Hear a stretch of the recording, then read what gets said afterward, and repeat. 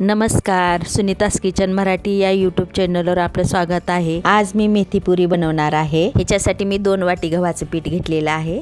आता मी ह्याच्यामध्ये अर्धी वाटी रवा टाकत आहे। रवा टाकल्यामुळे जी पुरी आहे खुसखुशीत होती। 1 चमचा वाटून घेतलेली मिरी टाकत आहे। 1 चमचा वाटून घेतलेली जिरे टाकत आहे। आता मी ह्याच्यामध्ये 1 चमचा धना पावडर टाकत आहे। आता ह्याच्यामध्ये 3 चमचे मी तीळ टाकून घेत आहे।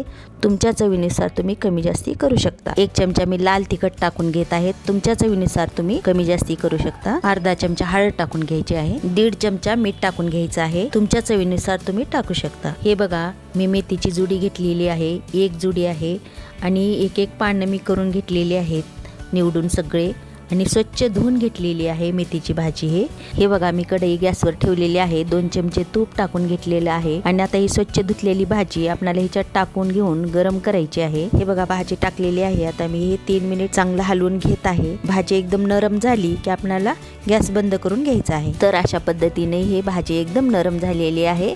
आता आपल्याला गॅस बंद करून थंड होण्यासाठी ठेवून द्यायचं आहे। हे बघा, सगळं मिश्रण आपल्याला एकत्र करून घ्यायचं आहे। आता आपल्याला थोडं थोडं पाणी टाकून घट्ट असं मळून घ्यायचं आहे। हे काही अशा पद्धतीने घट्ट असं मळून घेतलेलं आहे।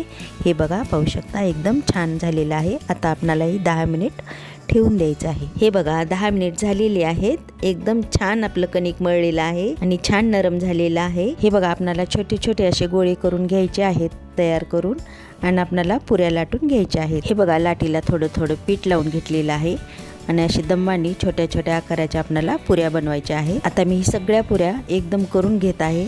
एकदम करून जरी तुम्ही ठेवल्या आणि तळल्या तरीही चालते। हे बघा, मी आता करून घेत आहे।